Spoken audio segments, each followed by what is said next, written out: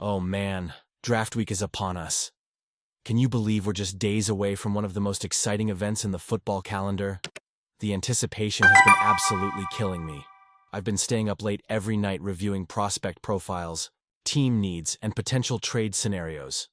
The adrenaline rush of draft night is like nothing else in sports. Careers made, dreams realized, and franchises transformed in just 3 days. Before we dive into today's exclusive report, I just want to thank everyone who's been supporting this channel. Your engagement makes all these late nights worth it.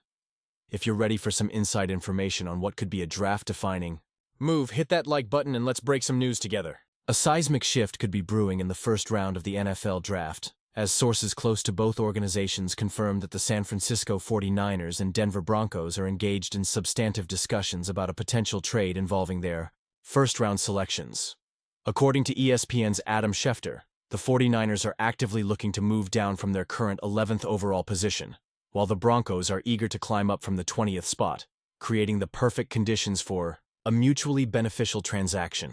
This developing situation represents a fascinating chess move by both front offices, with significant implications for how the entire first round could unfold.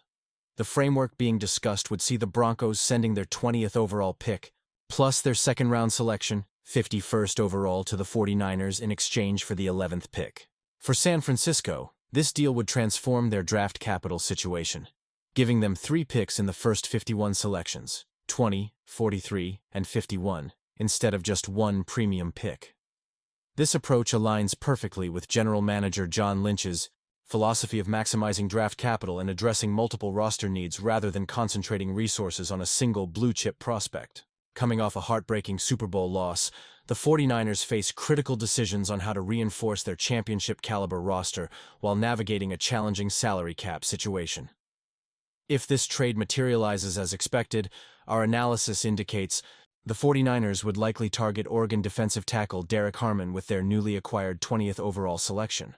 While Harmon might be considered a reach at 11th overall, his value at 20 aligns much more closely with consensus draft evaluations. The powerful interior defender would provide immediate reinforcement to a defensive line that has lost key contributors in recent years through free agency and trades. Harmon's combination of run-stuffing ability and developing pass rush skills makes him an ideal fit for a 49ers defense that prioritizes versatility and disruption along the front seven. His selection would continue San Francisco's tradition of building through the trenches, a philosophy that has served them well during their recent championship contention. The true genius of this potential trade lies in how it would position the 49ers to address their most glaring weakness from last season: offensive line protection for quarterback Brock Purdy. With 2 second-round selections, 43rd and 51st, suddenly at their disposal, San Francisco could target Minnesota offensive tackle Ariante Ursary with the 43rd pick. The 6'6", 325-pound Ursary has been steadily climbing draft boards throughout the pre-draft process, impressing scouts with his combination of length, athletic ability, and technical refinement. Though he might require some development time, his ceiling as a potential franchise tackle represents tremendous value in the second round, addressing a position of critical importance for a team that saw its quarterback suffer multiple injuries behind an inconsistent offensive line last season. The 51st selection, acquired from Denver in this proposed trade, would give San Francisco the opportunity to double down on offensive line reinforcements by selecting an interior lineman such as Arizona's Jonas Savaiinaea or Ohio State's Donovan Jackson. Both prospects offer day-one starting potential at guard, with the positional versatility to slide to tackle in emergency situations, exactly the type of flexibility that head coach Kyle Shanahan covets in his offensive linemen. This strategic approach of using multiple premium picks to rebuild the offensive line demonstrates a clear organizational priority: protecting their quarterback investment. After watching Purdy endure 2 significant injuries during their Super Bowl run, the front office appears determined to construct a formidable protection unit around their promising young signal caller. The cascade effect of this trade would extend into the middle rounds, where San Francisco could target Central Arkansas defensive end David Walker with their third-round selection, 75th overall. Though coming from a smaller program, Walker has generated significant buzz throughout the pre-draft process, with multiple reports indicating the 49ers have shown extreme interest in the explosive edge rusher. His combination of burst, bend, and motor would provide valuable depth to a pass rush rotation that has become increasingly thin in recent seasons. Walker represents exactly the type of high-upside developmental prospect that defensive coordinator Nick Sorensen could mold into. A significant contributor, potentially following the development path of other successful mid-round edge defenders in San Francisco's recent history.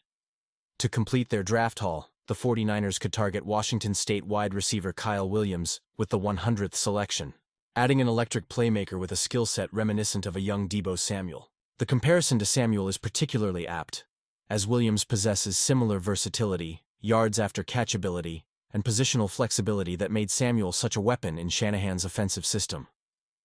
With Samuel now approaching 30 and battling recurring injury concerns, drafting his potential successor represents prudent long-term planning. Williams could initially contribute in specialized packages and the return game while developing into a larger offensive role, providing insurance and eventually succession for one of the offense's most important weapons. For the Broncos, this aggressive move up the draft board signals their intention to potentially secure a franchise quarterback if one of the top prospects slides, or alternatively, to target an elite defensive talent that won't be available at 20. With Sean Payton entering his second year as head coach and facing pressure to demonstrate progress, this bold move would represent a significant commitment to accelerating Denver's competitive timeline. Whether targeting Michigan's J.J. McCarthy, Washington's Michael Penix Jr., or an elite defensive prospect like Alabama's Dallas Turner, the willingness to surrender significant draft capital demonstrates Denver's belief that they're closer to contention than their record indicated last season. I've been covering drafts for years, and let me tell you, these strategic trade downs often define championship rosters more than flashy first-round selections. The 49ers' approach here shows their confidence in their evaluation process and their understanding of roster construction. By potentially turning one premium pick into 4 contributors at positions of need, they're maximizing their opportunity to sustain championship contention while navigating salary cap constraints. What's your take on this potential trade?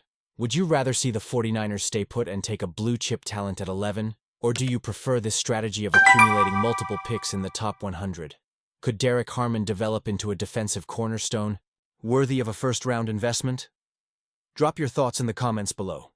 I'm particularly interested to hear which offensive lineman you'd target if you were making the selections for San Francisco.